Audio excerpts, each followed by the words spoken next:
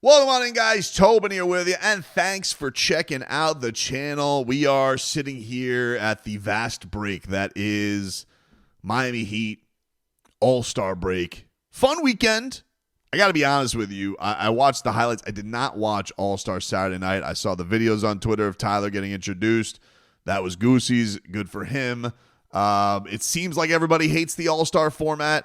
I am not somebody who gets crazy about all-star games and trying to fix them. I feel like the NBA is going very much towards an NFL path of we're going to just blow this up and this is going to be a weekend of events instead of just an actual game. It had gotten so bad to the point. It's one of these things, too, where it's like I think if you watch the NBA night tonight, I don't think you care about it as much. But if you're a casual fan, you just want to peek in at who are the best players in the game. You get crazy about it. People are very mad. LeBron James last minute bowed out. That seems very much to me like an NBA cahoots move. Like, let's not say you're going to be bowed out until the end there, big fella. And now all of a sudden everybody's furious with him because somebody else could have gotten a spot. I don't know, dude. You know, from my standpoint, maybe you enjoyed it. Maybe you didn't. I'm happy Tyler Herro got the moment. Saw the shots that he made. Cool. Good for him. But we get too crazy with trying to fix all-star games. It would be nice if everybody would just do it for what it is, give a little bit of, D-Wade and Kobe going at it at all-star games. I love these things. These are fun. People get, gassing it up for the fourth quarter to go after MVPs is fun. And that just is what it is. Other than that, like I get excited to see my player in their uniform. My favorite all-star game always growing up as a kid was the MLB all-star game because I liked seeing the Marlins on a national stage and seeing the hat and seeing their uniform amongst everybody else, especially because normally they didn't get a lot of good players. I remember being furious as a kid that Ryan Dempster didn't get into the 2000 All-Star game. Weirdest piece of memorabilia I own is an authentic batting practice jersey from Ryan Dempster from the 2000 All-Star game. And I also, one of the cool things though, they don't do this anymore, but they used to have these hats, new era caps, where the All-Star hat had a embroidered signature on it.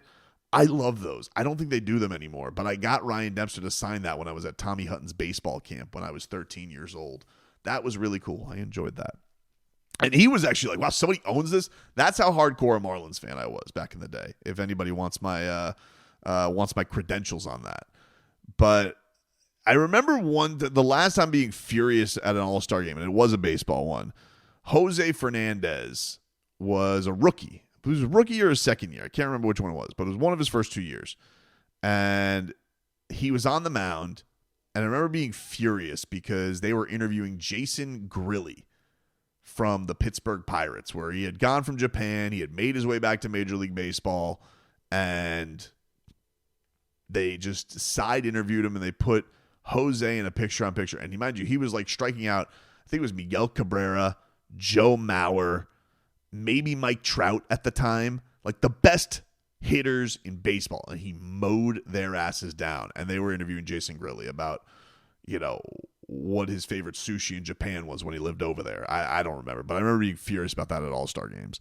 So mostly what I thought this weekend was cool for was Tyler Herro, because it really seemed like a guy who had reached a moment in his career, and everybody seemed very, very happy for him and proud of the hard work that he had put in, and he had soaked it in. You could kind of see, like, in the eyes. I saw this video that he put out where he's, like, looking around the locker room, this moment washing over him. It was really, really cool. It was really, really cool. And just happy to see him get that moment. Now, he did have some interesting things to say in the aftermath of all this, because the Miami Heat are in need of getting past this weekend and soaking it in and getting past the rest. They need to get on a run here. And the Miami Heat are currently sitting in themselves as they walk into this last part of the season. Right now, they're sitting at 9th in the East at 25-28. The 4 spot is 30-27. That's the Indiana Pacers, who've been playing really good basketball since January. So you got to go catch them. if you want to get home court advantage. And Tyler Herro had made this point. Like, that is still a goal for the Miami Heat to go in there and get themselves a chance to climb the standings and getting on a good run. Yeah, that's something that we definitely think we can achieve. You know, the bunch of teams from like 4 to like 8 or 9 are all really close in games. I think we're like 3 or 4 games back, but it's just a matter of consistency. You know, putting together a good month and a half here to go into the playoffs is really going to be big for us. It's going to be one of these things. The Heat, I don't believe, have one of the hardest schedules I think I've seen. Is like 6th easiest or whatever. But the problem is like you can't really count on the Miami Heat. You can't chalk up any wins. Maybe like against the Wizards and Pels. Like there's no team, because they've lost in the midst of this, which really they've lost 4 in a row. They lost 5 out of 6. Their only win being against, and really they've lost six out of 8. The last time the Heat won back-to-back games was against the Nets and Magic. Then they lost to Cleveland. They beat San Antonio on the road. They had the terrible loss against the Bulls. Had the terrible loss against the Nets. Got drubbed by Boston. They lost that heartbreaker to the Thunder. And then, of course, we know what happened against the Mavericks, who were basically sitting everybody. And it's the first time they've been 3 games under. They have not been playing good basketball. With all this Jimmy Butler thing, weight off their shoulders, it honestly hasn't produced on the basketball court. Now, you give them a little bit of a mulligan because they're bringing in new guys and everybody has to get used to their roles and whatnot. But they need to be at a standpoint of, okay, you want to go on a consistent run, but you haven't been able to do that all season long. Will clarity be able to do that?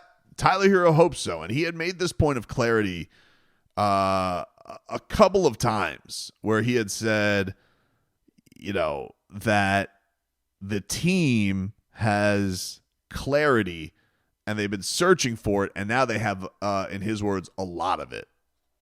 Sure, we've been searching for clarity and consistency into our roster too. So it's we've been working through a bunch of different moving parts, but we have a great group now. We love what we got, and we're excited for this next stretch after the break. Do you feel like you guys have clarity now, or maybe you're hoping you get some in the buyout market to add to their piece?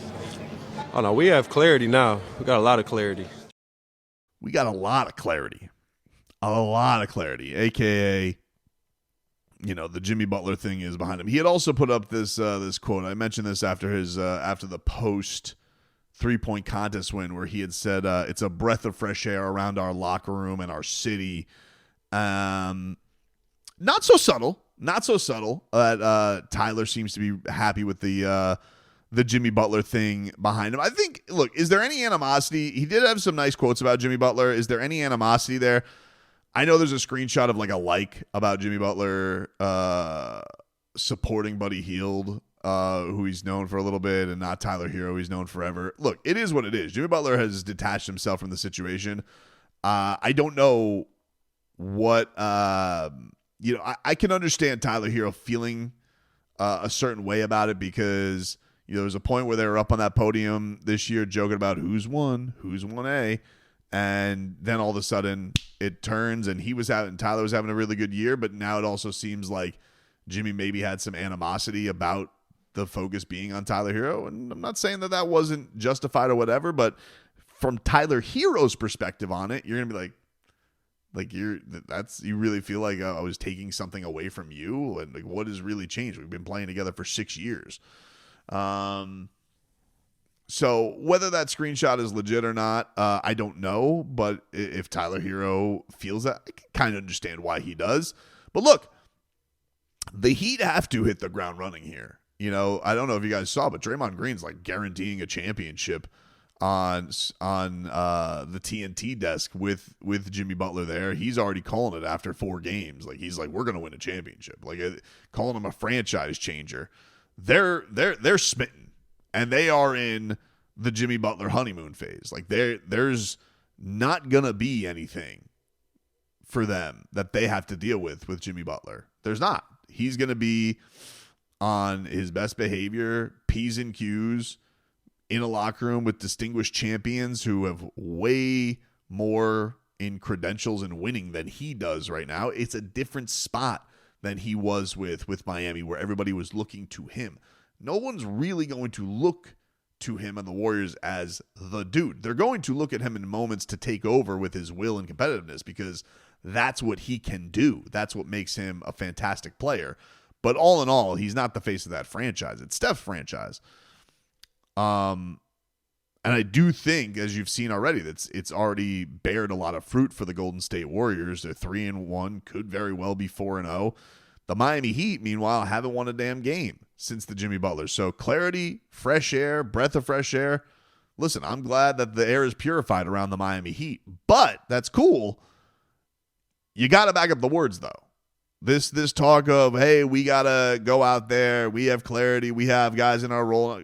Great. But Tyler, you and Bam, your franchise now, soak in the good moments. You deserve them. It was cool seeing D Wade with you. It was awesome seeing Pat Riley give you love. All of that was great. It was a much worked for, deserved moment. But now it's the stuff that really, truly matters. And you do have no other obstacles in your mind right now.